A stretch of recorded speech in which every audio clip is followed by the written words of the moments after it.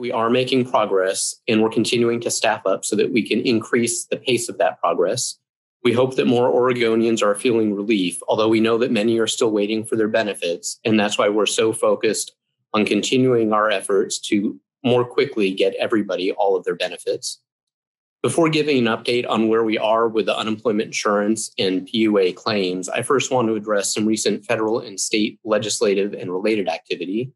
At the federal level, unfortunately, we have not seen congressional action to create a new benefit program to release the expired FPUC program, which provided an additional $600 in benefits. The absence of that additional program means that many Oregonians have seen their weekly benefits go down. While there hasn't been federal legislation, a presidential executive order was issued recently talking about possible additional benefits for unemployed workers.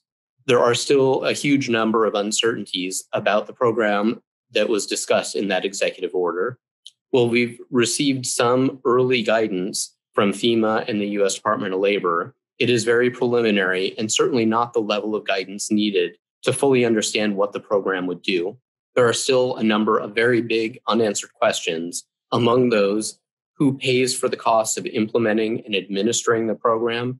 How much would it cost Oregonians for that program to be implemented and for the benefits to be paid? How long would those benefits really last? And what are the roles, responsibilities, and relationships between state agencies like the Employment Department and both FEMA and the U.S. Department of Labor as they oversee payments under the program?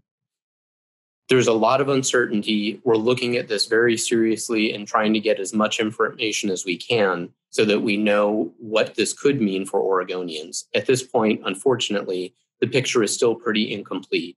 We're continuing our efforts to get answers, and we will share more information as we get it about what that might mean for Oregonians. At the state level, there was a special session of the legislature on Monday, and while it was focused primarily on handling a large state budget challenge, I'm pleased that the legislature took time from that to focus on how we can all help better serve Oregonians who need unemployment benefits. A couple of bills did pass that will provide some assistance. Senate Bill 1701 allows people to earn more money each week before it starts to impact their weekly unemployment insurance benefits. This will help workers resume work and help businesses support their part-time workers as the state's economy deals with the challenges of the COVID-19 pandemic and the reopening or ongoing reopening of many businesses throughout the state. Senate Bill 1703 will allow the Department of Revenue to share some limited information that people already provided to that agency with us at the Employment Department. By carefully sharing this information, it will help us more quickly and accurately get self-employed workers all of the pandemic unemployment assistance benefits that they're entitled to. Senate Bill 1702 would have removed an additional barrier that only applies to school employees. It only applies to private and public sector employees, and that additional barrier requires adjudication for them during school breaks. This bill would have removed that additional barrier for many of those school employees in the private and public sector. It would have let us address their claims more quickly, and by not having to have those claims go through the full adjudication process, our adjudicators would have been able to more quickly focus on all of the claims that do have to go through that process. It didn't advance, but the department's going to continue to do what we've been doing since I began this position, which is looking for any possible way that we can speed up the process of getting people their benefits. That includes things like the Benefits While You Wait program that I've talked about previously. That program, again, helps people receive benefits even while we're going through that adjudication process. I've talked previously about the pandemic unemployment assistance and the new form that we have to make it easier and to make it more automated for people to receive their PUA benefits. That online form is now available in Spanish. We're committed to ensuring equity in accessing all the benefit programs that we administer. And having the Spanish language PUA form available means Spanish-speaking claimants can now sign into the website and file their initial and weekly PUA claims in Spanish. People should visit unemployment.oregon.gov and use the language drop-down to select Spanish. Additionally, we continue to have other resources available, including our language email address oed_languageaccess@oregon.gov. Also related to the PUA program, the definition of what gross earnings are for people that are self-employed and are filing their weekly PUA claims, we changed based on recent guidance. And that means that people, rather than reporting their gross receipts for each week, can deduct from those gross receipts 1/4 of their prior month's business expenses. That's how people can report current and ongoing gross earnings. And we now have a way for people to seek retroactive changes to prior weeks. That's available on our website at unemployment.oregon.gov. There's links there, or you can type into the search bar gross earnings form, and it will take you to that form. This will allow people to complete the form to seek adjustments for up to 20 weeks on a single form that might need to be refiled based on this change definition. It will take us some time to process all of these. We're still focused on getting people benefits and adjusting weekly benefit amounts, but we will be working on these. Because it will take some time, we're advising people it could be up to 6 weeks for us to complete the review. We will notify people when we complete the review of their form seeking those retroactive changes, and people can expect to receive the retroactive payments within a week of our completing that review. This form will help people who are self-employed, are receiving PUA benefits, have not been receiving their full benefit amount in a week, and who previously reported their earnings using that gross receipts definition instead of this new one. Our webinar tomorrow at 1 p.m. will cover this topic and provide guidance on how self-employed people seeking PUA benefits can use this form to seek retroactive changes. That webinar will be simultaneously interpreted into multiple languages. Next week, we will have another webinar that will be conducted in Spanish to provide guidance to Spanish-speaking claimants in using the new Spanish version of the PUA online forms. In terms of where the Employment Department is with administering our programs, we continue to be in good shape with the initial processing of claims for unemployment insurance and pandemic unemployment insurance. The biggest challenge for the regular program continues to be the adjudication process, and that's why we're focused on doing anything we can to speed that process up and to help people get benefits even while that process is ongoing. That Benefits While You Wait program is a key innovation. We're in the early stages, and this is a brand new approach for Oregon. So there's, of course, a learning curve, but we are learning quickly, and we're seeing the pace of those Benefits While You Wait payments going out increase. Last week, I announced that on the PUA program, we are in good shape with the initial processing of those applications. As with regular unemployment insurance, there are some situations where additional work needs to be done on the claims before people can receive their benefits. We've redirected people, and we're making increasingly quick progress in addressing those other issues so even more people can receive their benefits. We encourage people to use the online PUA form. It speeds things up for people getting their benefits. It's more automated, and it frees up time for our employees to focus on the more complicated issues and to get benefits to people who do require some additional staff intervention on their claim before all of their benefits can be paid. I'd like to remind people to visit our website, unemployment.oregon.gov, frequently. We are updating that with new information. We'll do that about new programs if they become available. And there's a lot of good information there to help people answer a lot of the questions they may have and resolve issues on their own. If they can't resolve the issues or get the answers they need, we have the Contact Us form, which is a good tool to help us triage the questions that people have and have someone with the right skill set get back to them to address their issues. We continue to pay out record amounts of benefits. Since the pandemic began in mid-March, we have paid out $3.7 billion in benefits.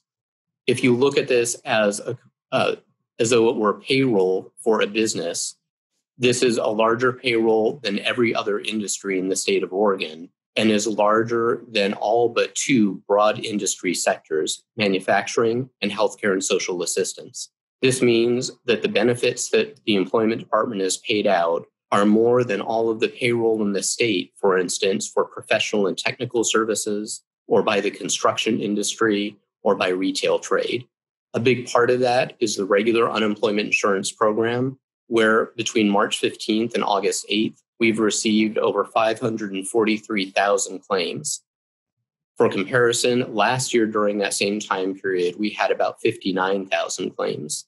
We continue to process new claims very quickly. We continue to have an ongoing inventory of about 1,000 claims that need to be processed, and we're working through those claims very quickly. This reflects our current ability to handle fluctuations in workload, where we're able to handle many more claims more quickly than we were before the pandemic started. For the PUA program, similarly, that initial processing of claims is going much quicker than it has before, and we are able to process those initial claims quickly as they come in. I've mentioned that there are other issues that require our staff to take action for some people to receive all of their PUA benefits, and we're focused more and more on getting that work done and getting it done more quickly. So far, we have paid more than 40,000 people about $97 million in PUA benefits. Our WorkShare program continues to see strong usage, and it has grown exponentially over anything it's seen before. We have over 1,500 employers participating in WorkShare, representing more than 61,000 workers, and we've paid out about $44 million in WorkShare benefits alone since the pandemic began. The key to our ability to provide record amounts of benefits to Oregonians are the employees that work here. And from the beginning of the pandemic, we've been hiring very quickly. We continue to do that, hiring to staff up, particularly to replace a number of our employees who are being promoted into new positions, including adjudication, where we see that ongoing need. We have more than tripled the number of adjudicators that we had when the pandemic was first starting. We have about 260 adjudicators, and we intend to hire another 60 that will help add to our capacity to get people their benefits more quickly. In closing, I want to thank the employees here at the Employment Department who continue to give incredible effort day after day, working long hours, tirelessly doing everything that they can to help the Oregonians they know are depending on them. They're so dedicated and do incredible work. I'm also proud to announce that earlier today, I was able to accept an award on behalf of our WorkSource Bend One-Stop Center, which was presented with the National Association of State Workforce Agencies Mark Sanders Award for Outstanding Service to Veterans, especially those with significant barriers to employment. This is a well-deserved honor for our WorkSource Bend staff who have incredible dedication and do so much to help veterans as well as everyone else in their community. And with that, I'm happy to take some questions. So first, we have Mike Rogaway with the Oregonian. Hey, David, how are you doing? Fine. Thank you, Mike. Hey, how much would the 1702 have helped overall? How quickly could that have been implemented? And, you know, how quickly do you think it would have reduced the backlog? I think the adjudication backlog had been around 16 weeks, I think. Sure. And it's fluctuating kind of constantly as we discover new issues, as we resolve issues, and as we continue to add staff and refine our processes. It's hard to give a concrete statement about exactly how much it would have helped for some of the reasons I've talked about before. We know how many claims are flagged for adjudication. It's hard to know exactly how many will require the full adjudication process until we touch each claim. We do know that it would have impacted thousands of claims, which would be a significant number, certainly not all.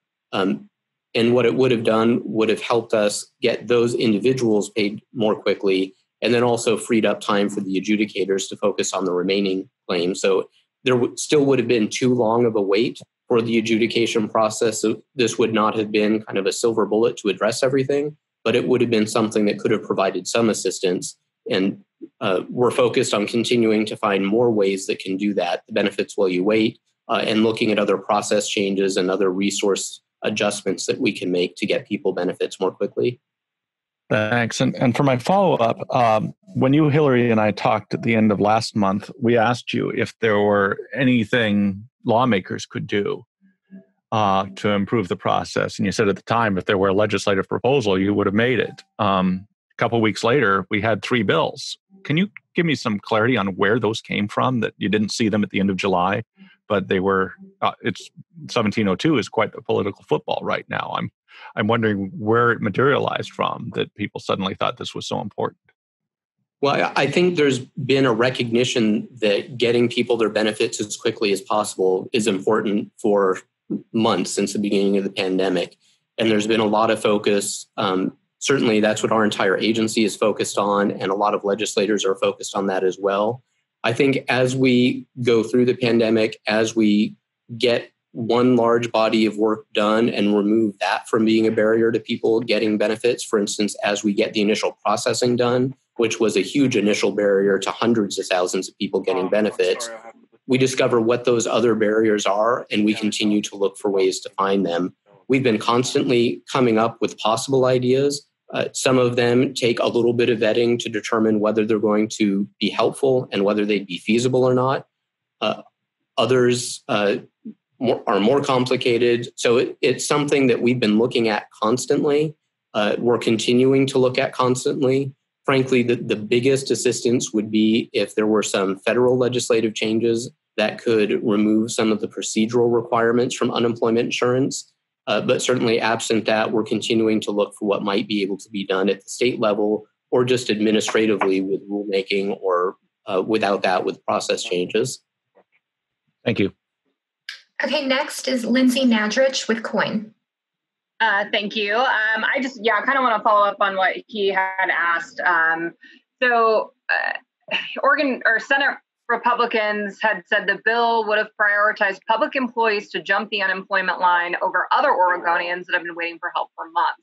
And they pointed to that as the reason they didn't want to pass this, but it sounds like it would have helped thousands of people. I mean, what's your reaction to hearing that opposition to it? Well, I can kind of describe what the bill would have done. I know that legislators have a lot of factors to weigh and are looking at a lot of very complex unemployment insurance processes and the dire need of their constituents.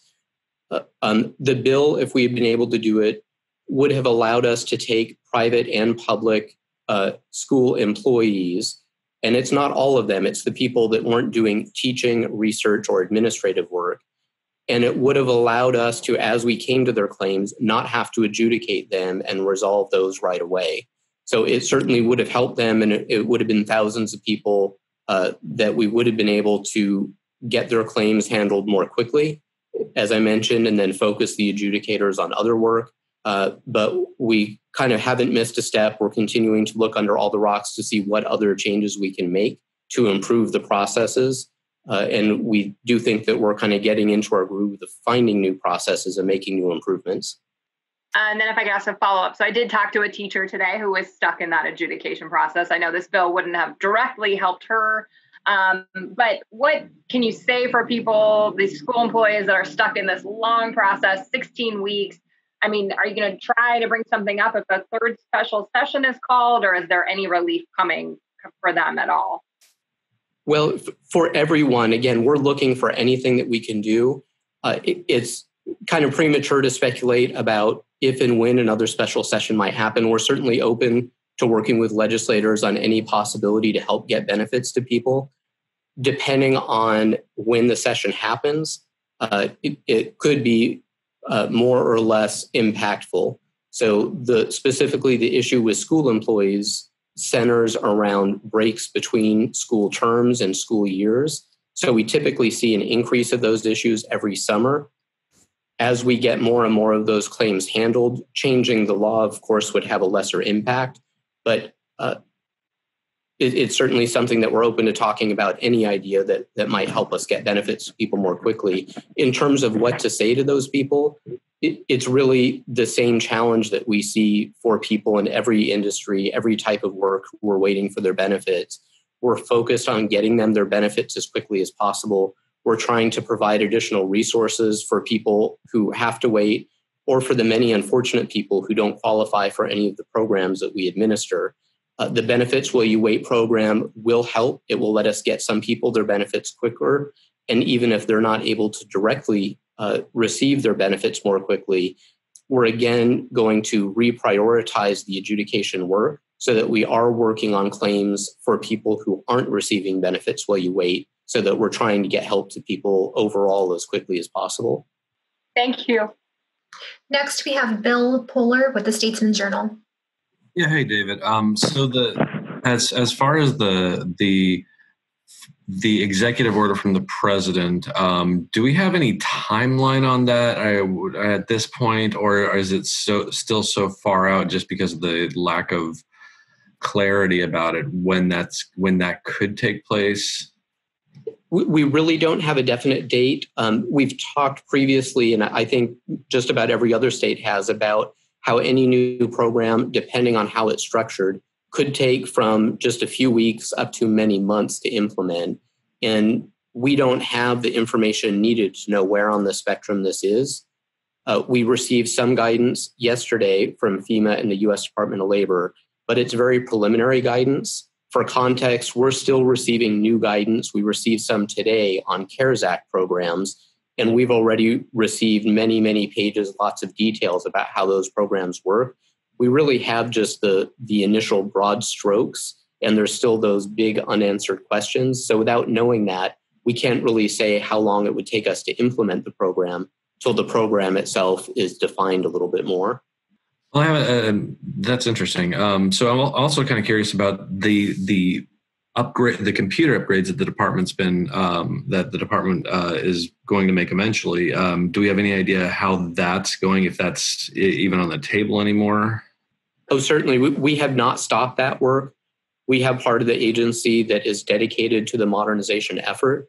When the pandemic began, we did pull some of our unemployment insurance experts who are part of that team to help with getting the initial onslaught of claims handled and with making some of the changes needed to implement the new federal programs. Those people have largely returned to the modernization work because we know that long-term, that's a vital effort.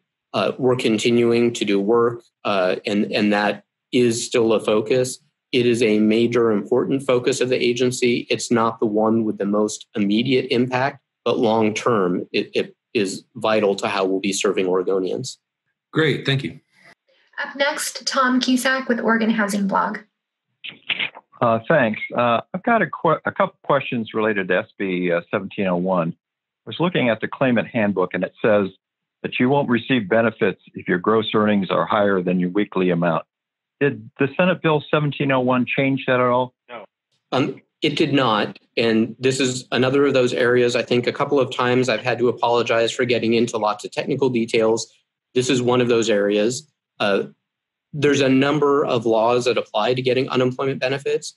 One of them is whether you're considered unemployed. And if you're working full time, or if you're earning more than your regular benefit amount would be in a week, you're not considered unemployed and you're not able to receive any benefits. That law was not changed by Senate Bill 1701. What that bill changed was a different law that said if you are unemployed, so you're earning less than your full weekly benefit amount, and you're receiving some earnings, you're working part-time, this increases the amount of money that you can earn during the week before it starts to reduce your weekly benefit payment. David, I think I understand that, and I suspect it's a pretty significant change. One of the things that was pointed out to me, and I'm asking kind of a clarification, is my understanding is that if the new calculation would result in a higher benefit amount for people that are participating in WorkShare, that they would get the benefit of that higher calculation. Is that true? And does that involve a significant amount of additional work for your staff to make those dual calculations? So that's not true. The WorkShare program has some, in many ways, it works like the regular unemployment insurance program, but it is different and has a couple of key differences. One of them is how it treats earnings that you make while you're receiving the benefits, so that the formula that Senate Bill 1701 changed by increasing the threshold of how much you can earn before you start to have your benefits reduced, that formula doesn't apply to WorkShare benefits. So if you're on WorkShare, Senate Bill 1701 wouldn't really change the amount of your benefits. Okay, thank you. Up next is Kate Davidson with OPB.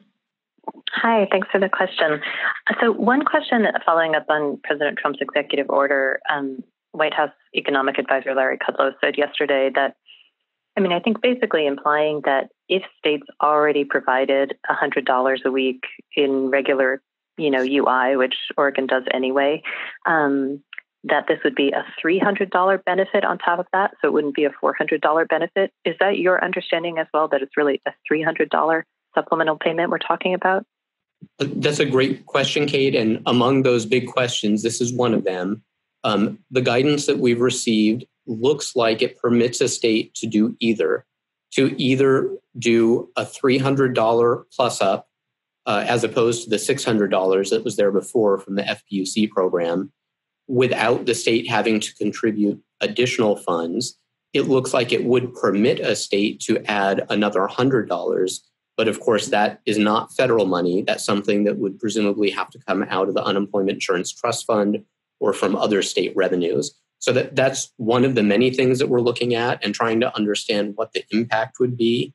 There are some other complications also with the funding piece, because there's a designated pot of money at the federal level. And once that pot of money gets down below a designated threshold, the federal government stops making any additional payments. And states would then be in the position of having to either discontinue the payments or find state revenues to fund them. And certainly Oregon and just about every other state is having very serious budget problems because of the impact of the pandemic. I want to ask you if you could prioritize a few things from an IT perspective, because, of course, there's a challenge of implementing new program.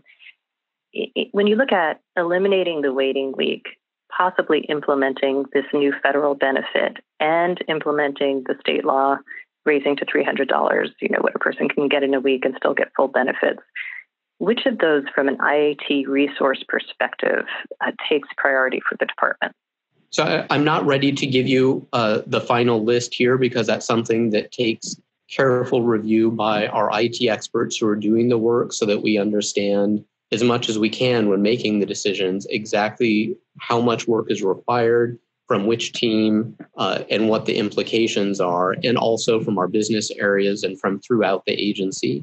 The factors that we consider are essentially what will get the most benefits to the most people as soon as possible.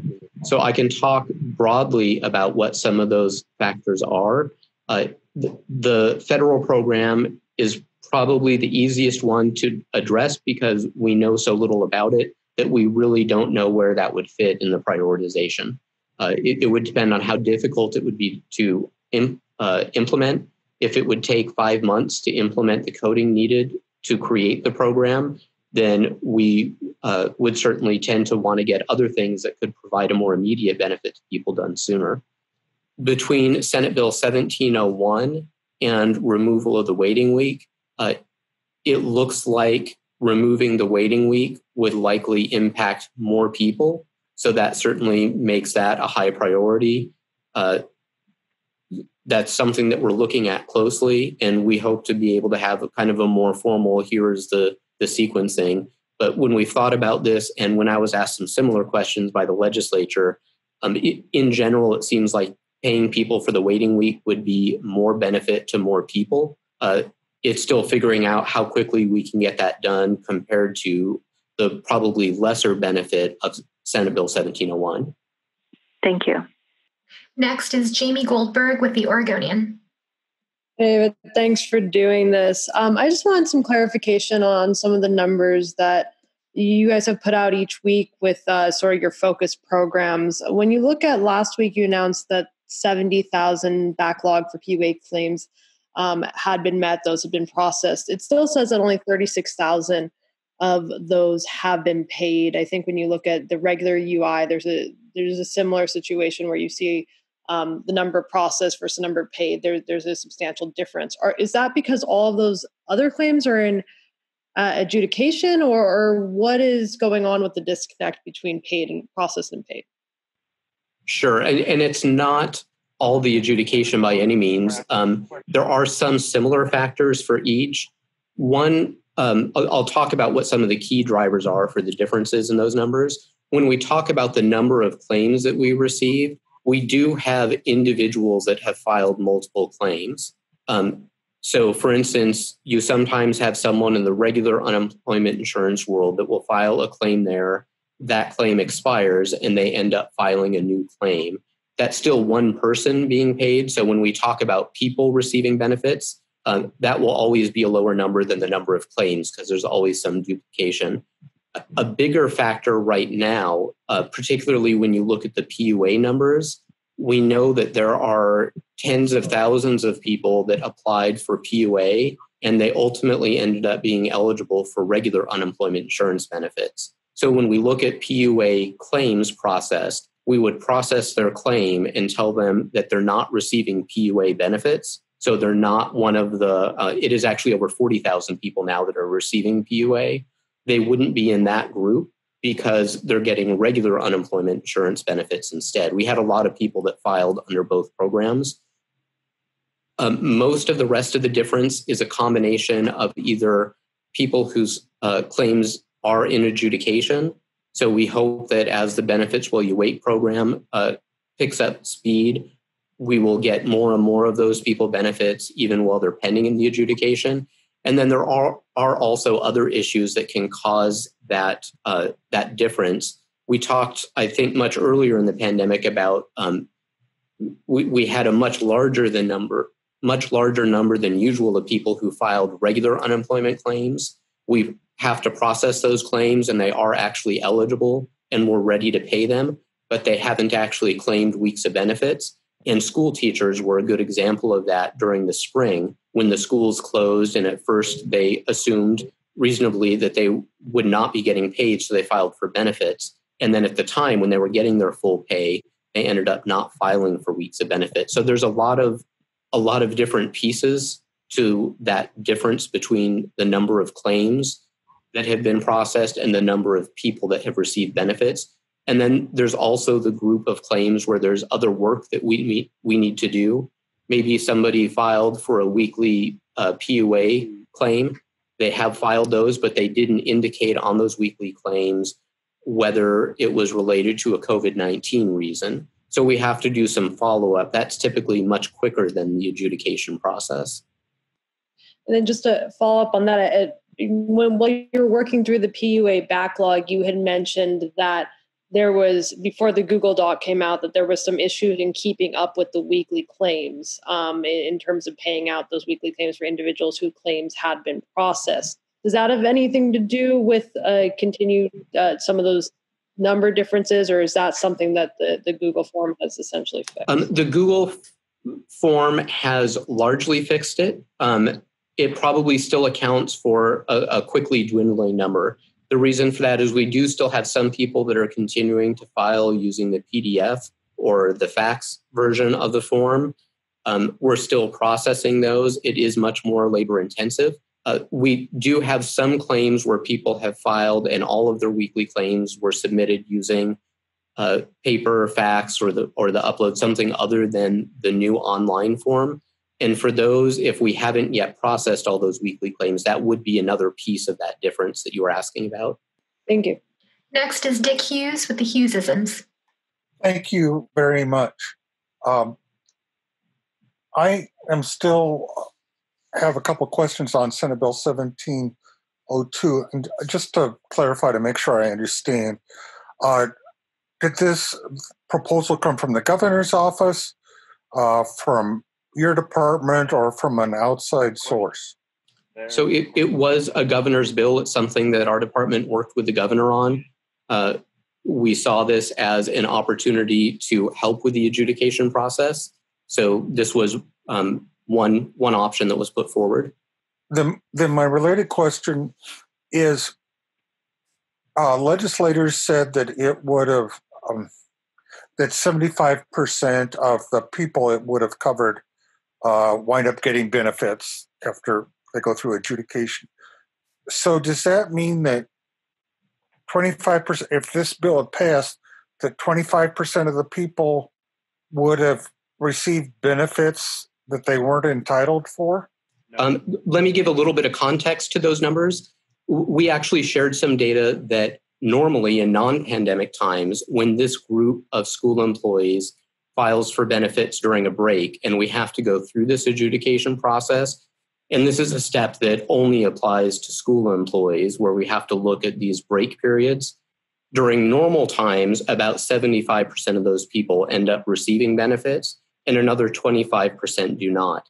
Because of the circumstances around the pandemic, it would be a much larger number of people than usual that would end up getting those benefits. So that 75% is during normal times. We expect it would have been significantly higher than 75% now. So the 25% who normally would not receive benefits would, of course, have been much lower. There would have been some people, though, that much lower percentage, who would have received benefits had 1702 passed, who would not otherwise and who will not now. Thank you. Okay, next is Keaton Thomas with K2. Hey, David, thanks for your time. I guess I want to revisit PUA. I know that you guys had said that you processed the backlog of 70,000, but since you guys made that announcement, I've had at least two different people reach out saying, no, that's not true because they're a PUA applicant who applied in May and haven't heard anything. One of them showed me a website or a screenshot from his website that says his claim was not processed. So I guess my claim is that whole backlog actually processed, or is this more of an estimate? So we did get through, when we first gave the 70,000 number, that was an estimate because at the time we still didn't have good as solid data. And we knew that there were a lot of duplicates that were in that pile, but we have processed well more than the 70,000. And we actually think that estimate was a little bit high now that we have better data. And we have processed well over 70,000. We've continued processing them well beyond the time that we surpassed that because we continue to get new applications in and we're going through those pretty quickly. Most likely, if you were shown a printout from kind of a claim status part of our website, that probably was looking at individual weeks that were claimed. And I think this is where some of the challenges have been with our communicating effectively about the status of people's payments. For someone to get a payment, we have to process their initial claim. And until that happens, nobody can receive any payments. We've gone through that backlog for PUA and for regular unemployment insurance. And that was the huge barrier. For most people, once that's done, the weekly claims go through and they get their payments quickly and it goes pretty regularly. There are opportunities each week for potential issues to be raised. The situation that you're talking about sounds like someone who we probably have processed that initial claim, but there's some other work that we have to do to allow the weekly claims to process. And it could be any one of a number of things. For instance, all of the weeks might have been filed, but they may not have indicated a COVID-19 related reason. So we have to do some outreach to find out if in fact there was a COVID-19 related reason to either give them the benefits, or if there wasn't a COVID-19 reason, then they wouldn't meet the statutory eligibility requirements. So that's one example and a relatively common one that we see where we do have some additional work to do. And that's in that body of work that I said we've refocused a lot of the people that were doing those initial claims and that we're now working through those issues much more quickly. Thank you. And I guess my follow-up is related to, I think, something that Kate asked you, but can you give us an idea of how long it would take to implement some of the programs that the state legislature passed? Sure. In terms of Senate Bill 1703, which is the data sharing with the Department of Revenue, that really is inconsequential. The amount of technology work needed to do is very minor. We already have secure methods and systems set up to share data with the Department of Revenue. We need to do some work. There's some process requirements in terms of the director of the Department of Revenue seeing that the information that we're asking for is only what is needed to help with those PUA claims. So we have some of those steps, but it is not a significant IT lift for us to do this. Any work that's needed is pretty minimal and routine. For Senate Bill 1701, that will take some coding in our system.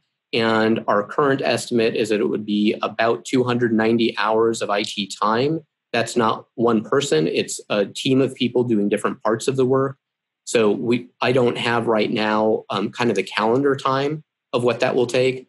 part of that calendar time determination depends on what other projects are going on. And when we have people that can stop some of the critical work they're doing now to be able to do maybe their 80 hours of work, as an example, to implement that. Thank you. Next is Drew Reeves with Fox 12. Hi there. Thank you for taking my questions. I guess I'm just looking for a little more clarity. I know that you said you're waiting on a lot of guidance and information to come out from the national level. But I'm curious, I'm seeing a lot, this executive order is being described as a $400 a week bump, but the states will have to pay $100 of that. And a lot of states are questioning whether they can afford to pay that additional $100. I'm curious, are you looking into the possibility that that could be the case? And if so, can Oregon afford that extra $100 a week? So that is something that we're looking into. We're exploring all kinds of options to try to help Oregonians. And the original executive order did talk about it being an additional $400 plus up, essentially, $100 of which were paid for by state funds. Since then, the guidance that has been received, and that means yesterday, it was clarified that the $100 that states need to contribute can be underlying unemployment insurance benefits. So it would be possible, it looks like, under the executive order, for a state to either just add the $300 plus up that would be federally funded for as long as those monies lasted, or that they could also add another $100. In terms of whether Oregon can afford it, we continue to closely watch our unemployment insurance trust fund. And while the state itself is having very serious budget challenges due to the impact of the pandemic, we went into this with one of the healthiest unemployment insurance trust funds in the nation. It continues to be in good shape. So this is certainly a huge stress on it, but the statutory formula that the legislature created was designed to weather really severe needs. As of August 10th, we still have $4.45 billion in the state trust fund. We kind of stand out. Most other states are either already borrowing or are looking to do that. That same day that we had $4.45 billion, 11 other states nationally had already borrowed $20 billion. So it certainly is a real cost. It adds up quickly at $100 a week with so many people relying on benefits. But for any state to afford it, we think our trust fund is in probably the best state of any's. Thank you. And then my follow-up would be, I think it was Monday, Stephen Mnuchin said that this program could start being given out within a week or two. Do you see Oregon possibly being on that timeline?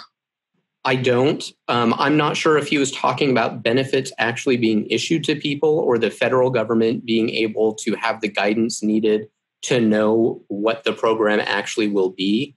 At this point, as I said, we don't have enough details to know what exactly it would take to implement because we don't know what we would be implementing.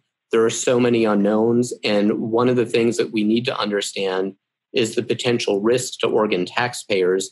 Some of the early guidance seems to say that Oregon taxpayers could ultimately be responsible for some of the costs for administering or even some of the benefits that are being paid.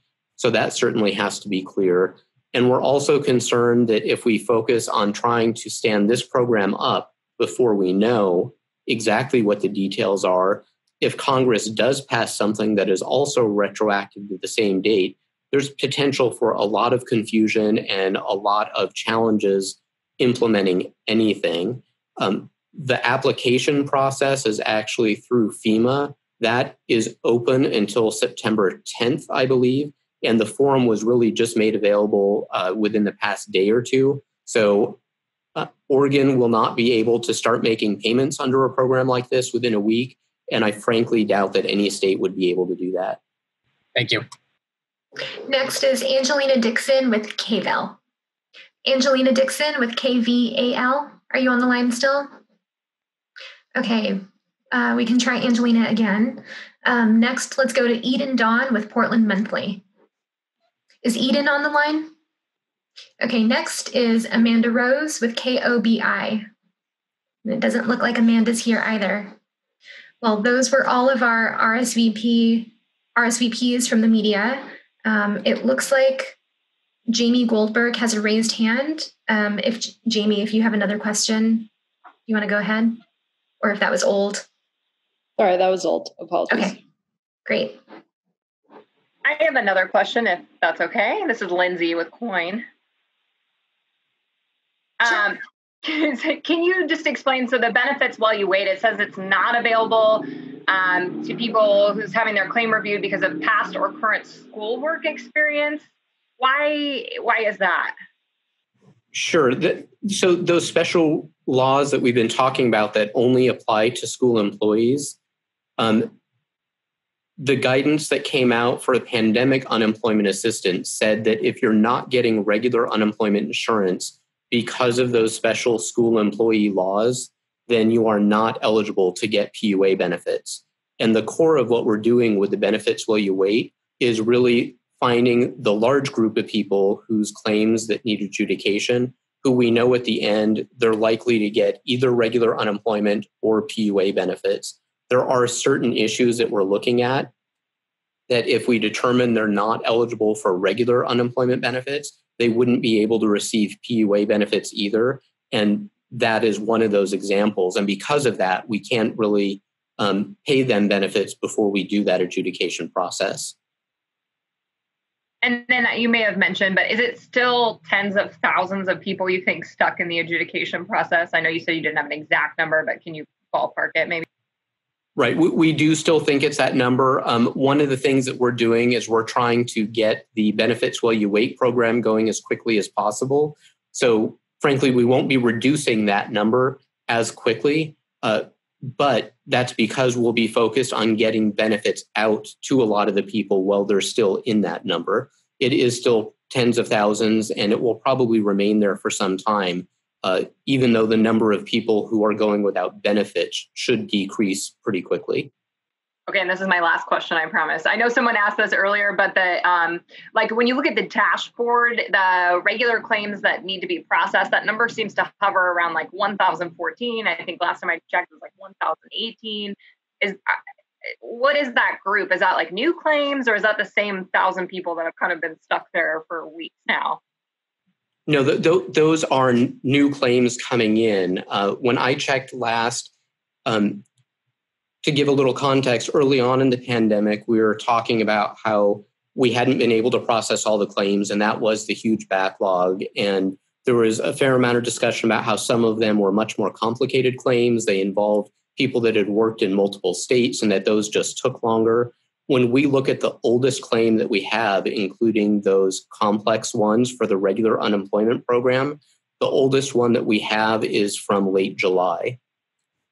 And most of that 1,000 and some odd number are from within the past week.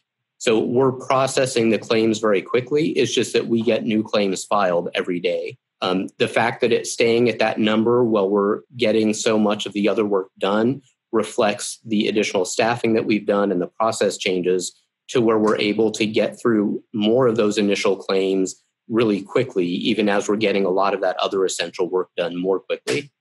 Thank you. Okay, it looks like we have time to take one more question before time is up. So Mike, you want to go ahead? Yeah, thanks. Quick follow-up, David. On Benefits While You Wait, and forgive me if I missed it, how many of those, have some of those been paid yet? If so, how many? And if they haven't been paid yet, how soon do you think they'll be going out? Sure. We have paid some. Right now, it's in the hundreds. And that's because like I said, it's a brand new program. We've trained some people. We've done some initial piloting, and they're still refining the processes. We expect the pace to speed up significantly. We've already discovered some ways to streamline the process for the people that are getting those benefits out. So it's hard to give an exact date because it is such a new program and it's so different from anything that we've done before. But kind of like we saw the pace of our getting through the PUA initial claims increase pretty rapidly. That's what we're focused on doing here, is that constant learning and refinement. So we expect that we'll be able to go up from several hundred having been paid to that increasing significantly in the next days and weeks. We want to get those benefits out just absolutely as quickly as we can. Thank you. Okay, thank you everybody for joining. The recording, the audio and video will be sent out early this afternoon. Thanks. Thank you very much. Thank you all.